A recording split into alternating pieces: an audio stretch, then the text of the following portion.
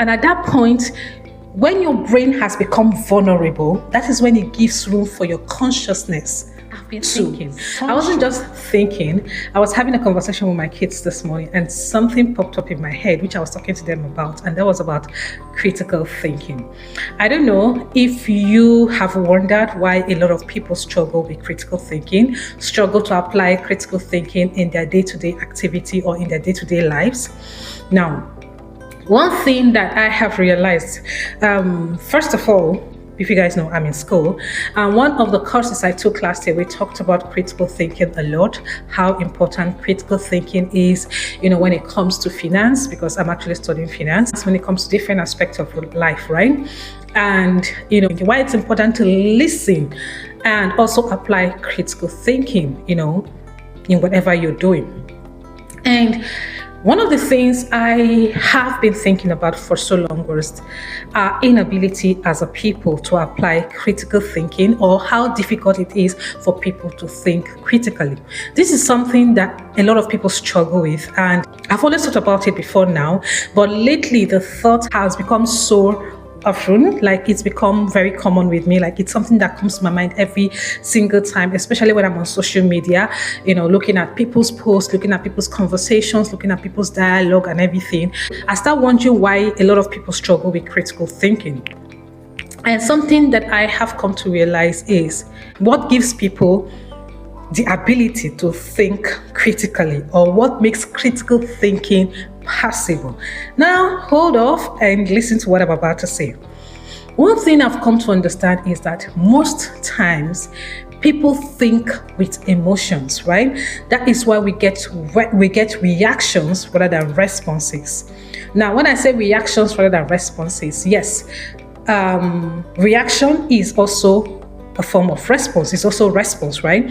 But what I mean when I say reaction instead of response is that response means that you're looking at whatever it is that has happened, whether it's something that was said to you, whether it's the way you were treated, whether it's something that was offered to you, whatever situation it is, you're looking at it and responding from a rational place, right? You're responding rationally. You are looking at that thing logically and responding rationally. But when I talk about reaction comes from a place of emotion, right? And I've come to realize that a lot of people think with emotions. That is why when somebody says, "Guy, are you okay?" the first thing that comes to your head is, this person is insulting me, this person is, talking to me rudely or something like that. You have not been able to calm down and look at the question that you were asked. Listen to the tone of the question, listen to the person's facial expression and body disposition. You've not been able to look at the person very well and try to understand where that question is coming from. "Guy, are you okay?" It could be, "Guy, are you all right? Are you okay? Like physically, mentally, emotionally, are you okay?" Or it could be, "Guy, are you okay? Like, is something wrong with your head or something?" This is something that a lot of times people don't really, look at. What they do is that they just instantly, the way they feel, like the emotions they are feeling, they just instantly react based on that, right? And this is one of the reasons why conflict is very common amongst us as a people. And I started wondering, why is it that the first response you get from people is usually from a place of emotions, like when they react emotionally to whatever it is that has happened. Even when something terrible happens, instead of calming down to understand, the first thing is, we're all tensed, tension running wide and everything. That's the first thing you see. People don't really calm down. And because we don't calm down, we don't do the right thing at first, right? We'll get to that. But anyway, the reason why a lot of times people don't think critically, or people lack the ability to think critically, is because critical thinking is void of emotion. Critical thinking is from a place of rationality, is from a place of logic, right? You cannot think critically when you are, emotional, when you're overwhelmed, when you are, all hyped up with feelings. You cannot think critically. And that is something that I've come to understand, because one of the things I have realized is that for somebody to be able to think critically, you have to detach yourself from your emotion, which means that you need to let go of everything you think you know and try to understand, try to analyze, try to criticize. But when I say criticize, I'm talking about constructive criticism, right? And when you start doing that, you find out that that doesn't really take place in your brain. It takes place in your brain, but it's not your brain that is making it happen. There is something that is happening at that moment when somebody is thinking about something critically, and that is your brain is in sync with your consciousness. When we talk about consciousness, we're talking about the soul.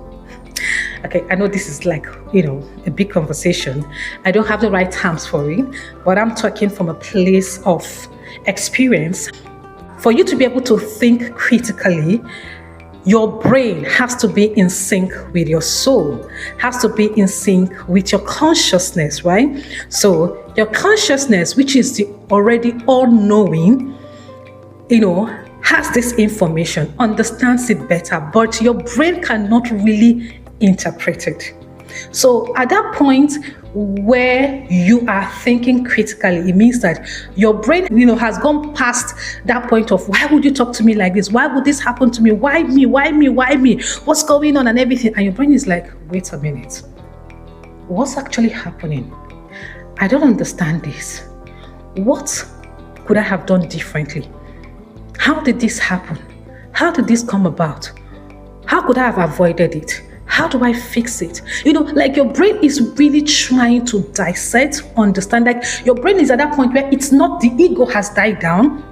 The anger, it's not in existence. Like all emotions have all dissipated, and it's just your brain at that point of vulnerability when it knows that, okay, I don't understand this. I need help figuring this out. I need to find a way to fix this, right? And at that point, when your brain has become vulnerable, that is when it gives room for your consciousness to function, not just to function. Your consciousness is always functioning, but gives room for your consciousness to act beyond the dimension where it functions, right?